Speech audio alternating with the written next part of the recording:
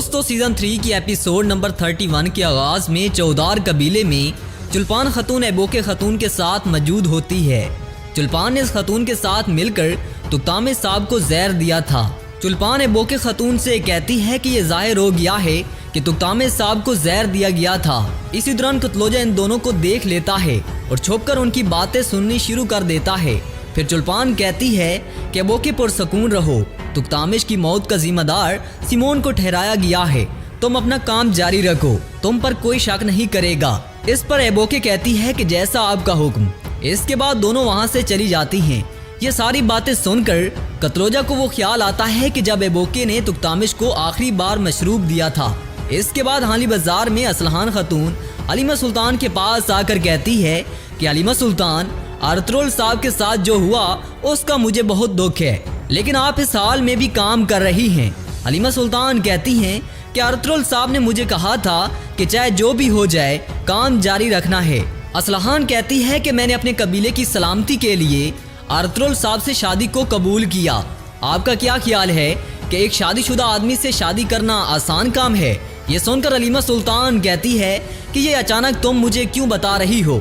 मेरे लिए ये अहम नहीं है कि तुम क्या सोचती हो, बल्कि ये आम है कि अर्तुगरुल साहब क्या सोचते हैं और वो अपना ज़हन बना चुके हैं। इसी दौरान अर्तुगरुल अपने सिपाहियों के साथ हाली बाजार में दाखिल होते हैं तो बाजार में मौजूद तमाम लोग अर्तुगरुल के पास जमा हो जाते हैं और सब बहुत खुशी का इजहार करते हैं। इसके बाद अर्तुगरुल घोड़े से उतरकर हलीमा सुल्तान से गले मिलते हैं। दूसरी जानिब कतलोजा एक सिपाही को कोपेक के पास ले आता है तो वो सिपाही कोपेक को एक खत देता है और वहां से वापस चला जाता है। कोपेक खत पढ़ने के बाद हैरान होकर खड़ा हो जाता है। तब उराल पूछता है कि अमीर हजरत क्या हुआ, खैरियत तो है? इस पर कोपेक कहता है कि हाँ खैर है और काई कबीले के लिए अच्छी खबर है। काई कबीले का सरदार अर्तुगरुल एक दफा फिर मुश्किल सूरत हाल से बच निकला। ये सुनकर उराल परेशान हो जाता है। उराल कहता है कि ये कैसे हुआ? अमीर हजरत, गवर्नर उसे नहीं छोड़ेगा। इस पर कोपेक कहता है कि गवर्नर अपनी बेटी से दोबारा मिल गया, वो अर्तुगरुल को क्यों मारेगा? अर्तुगरुल के सिपाहियों ने गवर्नर की बेटी को बाहिफाजत गवर्नर तक पहुंचा दिया। ये सुनकर अलियार कहता है कि शुक्र है अल्लाह पाक का। फिर अलियार कोपेक से कहता है कि अमीर हजरत, जैसा आपने कहा था इंसाफ होगा तो इंसाफ हो गया। फिर सरदार जानदार कहता है कि जबकि ये अर्तुगरुल ने खुद नहीं किया तो हमें मालूम करना है कि इसमें किसका हाथ है। फिर कोपेक कहता है कि जब अर्तुगरुल के सिपाही लड़की को कले लेकर जा रहे थे तो रास्ते में उन पर दोबारा हमला हुआ। ये सुनकर उराल कहता है कि कोई पता चला कि उन पर हमला किसने किया? इस पर कोपेक कहता है कि मैं नहीं जानता कि हमलावर कौन थे, लेकिन मुझे ये पता चला है कि अर्तुगरुल के सिपाहियों को किसी नामालूम तुर्क कमांडर ने बचाया। ये सुनकर उराल सोचना शुरू कर देता है। फिर अलियार कहता है कि असल बात तो ये है कि साजिशें नाकाम हुई, अब हम इस बात की खुशी मनाएं कि अर्तुगरुल साहब साजिश से बच निकले।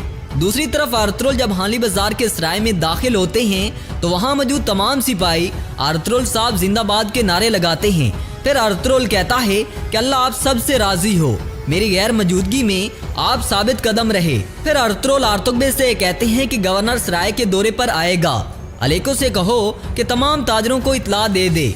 तमाम इकदामात बरोए कार लाते हुए हम गवर्नर को खुश आमदीद कहेंगे। फिर आर्तुगबे कहते हैं कि हजूर, हमें उसे तलाश करना होगा जिसने ये सब कुछ किया। अगर हम उसे तलाश नहीं करते तो हम अमन से नहीं रह पाएंगे। अर्तुगरुल कहता है कि मैं जानता हूँ और यही वजह है हमें मोहतात रहना होगा। इसके बाद कराचाइसर कला में वसीलियोस गुस्से में एक तीर उठाए हुए एक कमरे में मौजूद होता है। इसी दौरान वहाँ पेत्रोस आकर वसीलियोस से कहता है कि अर्तुगरुल बाजार पहुँच गया है और वो गवर्नर की दावत की तैयारियां शुरू कर देंगे।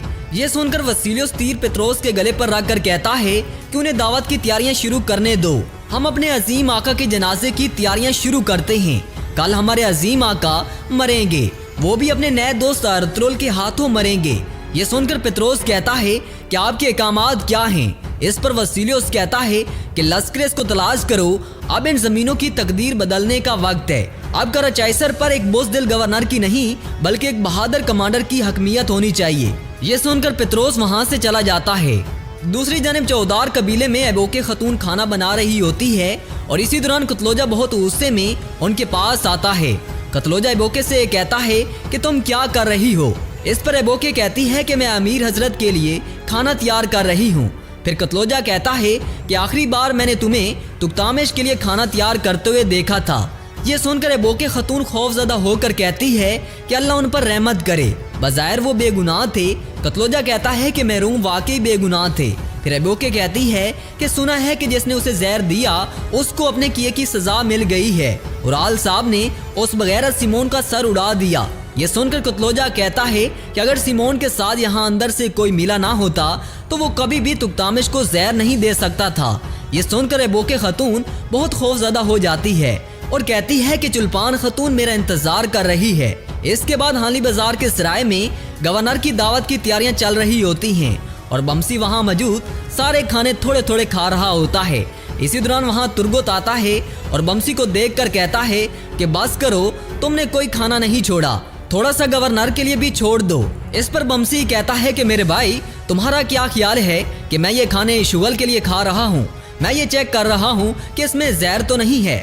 ये सुनकर दुआन कहता है कि वो पहाड़ों के रीछ तुम्हें कौन सा जहर मारेगा। फिर बमसी कहता है कि कोई भी नहीं, अल्लाह का शुक्र है कि मेरा जिस्म ताकतवर है। फिर तुर्गुत दुआन से कहता है कि अंदर आने जाने वाले हर शख्स पर नजर रखो, कोई गैर मुतल्लका शख्स दाखिल ना हो। इसके बाद सराय के कमरे में अर्तुगरुल और आर्तुगबे मौजूद होते हैं। फिर अर्तुगरुल आर्तुगबे से कहते हैं कि आज का दिन बाजार के लोगों के लिए अहम दिन है, हम उनका इस्तकबाल ऐसे करेंगे जैसा करना चाहिए।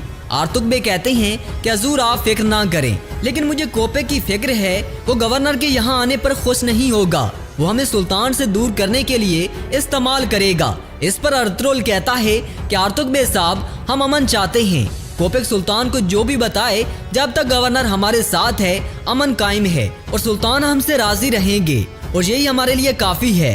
फिर आर्तुगबे कहते हैं कि इसमें भी कोई भलाई नजर नहीं आती कि कोपेक चौदार कबीले में कई दिन तक मेहमान रह रहे हैं। इस पर अर्तुगरुल कहता है कि लगता है बदनीतों का इत्तेहाद हो चुका है, वो जो चाहते हैं उन्हें करने दें, हमारे लिए अल्लाह ही काफी है। इसी दौरान वहाँ अब्दुर्रहमान आकर कहता है कि हजूर गवर्नर और वसीलियों आ गए हैं। दूसरी तरफ चौदार कबीले में एबोके खतून चुल्पान से कहती है कि कतलोजा मुझसे तुक्तामिश के बारे में बुलवाने की कोशिश में है। इस पर चुल्पान गुस्से से कहती है कि तुमने उसे कुछ बताया तो नहीं? इस पर एबोके कहती है कि नहीं, मैंने उसे कुछ नहीं बताया। फिर चुल्पान कहती है कि शाबाश, कुछ भी मत कहना, मैं उसे देख लूंगी। इसके बाद एबोके खतून वहाँ से चली जाती है।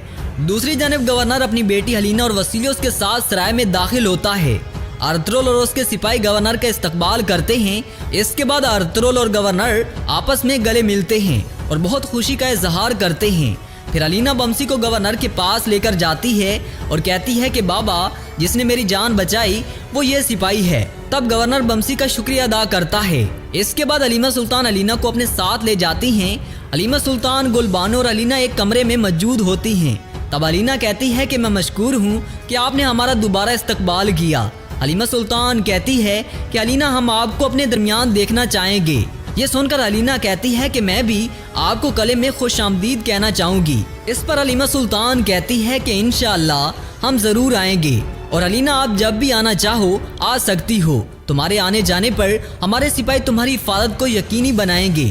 फिर हलीना कहती है कि मैं आपके सिपाहियों की मशकूर हूँ, मैंने देखा है कि वो कितने बहादुर जंगजू हैं, खास तौर पर सिपाही बमसी, मुझे बचाने के लिए उसने अपनी जिंदगी दांव पे लगा दी।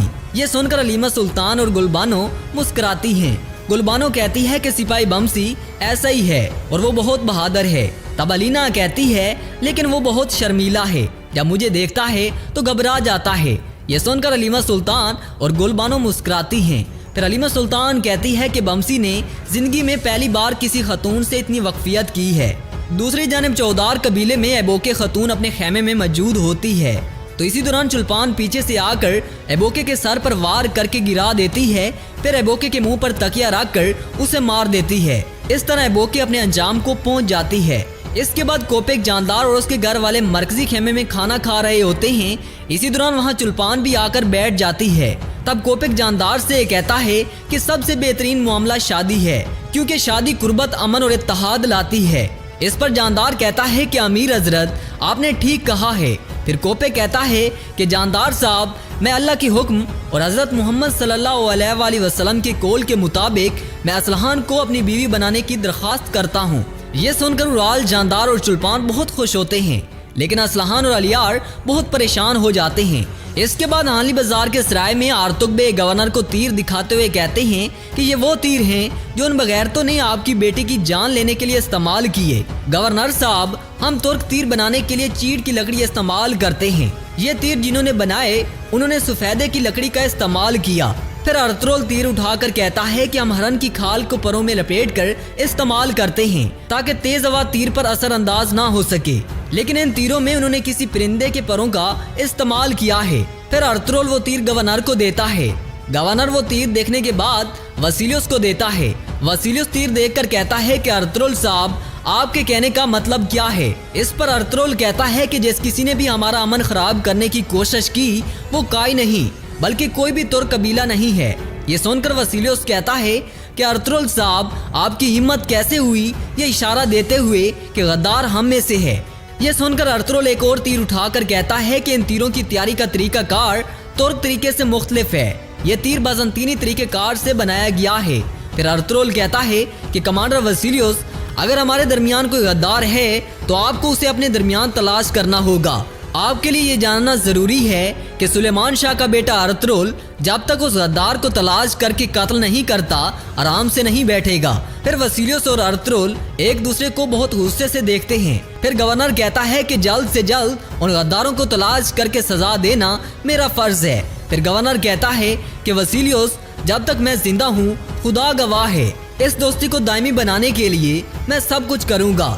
ये सुनकर अर्तुगरुल हाथ आगे बढ़ाकर कहता है कि हम दोस्तों के दोस्त हैं और दुश्मनों के दुश्मन। फिर अर्तुगरुल गवर्नर से कहता है कि आपके दोस्त मेरे दोस्त और आपके दुश्मन मेरे दुश्मन हैं और अपनी दोस्ती को दायमी बनाने के लिए मैं कराचाईसर के लोगों के तमाम कर्जे मनसूख करता हूँ। फिर अर्तुगरुल वसीलियस की तरफ देखकर कहता है कि गद्दार जाएं जहन्नम में।